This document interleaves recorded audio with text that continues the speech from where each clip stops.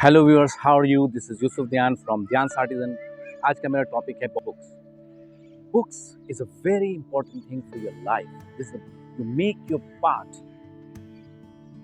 Book reading एक ज़माने से चली आ रही है, जिससे आपके जहन को तक़वियत मिलती है, आपको मोटिवेशन मिलती है, आपको नॉलेज मिलती है। तो बुक रीडिंग एक हैबिट, बहुत अच्छी हैबिट है जो आप ज़रूर अपनाएं।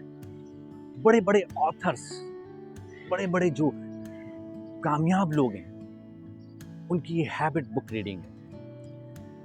तो मेरा प्लान है कि मैं बड़े बड़े अच्छे अच्छे ऑथर्स की जो बिग सेलिंग बुक्स हैं, जो बहुत फेमस बुक्स हैं, उनका रिव्यू उर्दू ज़बान में आपके लिए लेकर आऊँ, ताकि आपके अंदर बुक रीडिंग की मोटिवेशन हो, ताकि आप वो बुक, मेरा रिव्यू देने का मकसद, किसी भी बुक का रिव्यू देने का मकसद ये नहीं है कि आप बुक रीडिंग नहीं करें।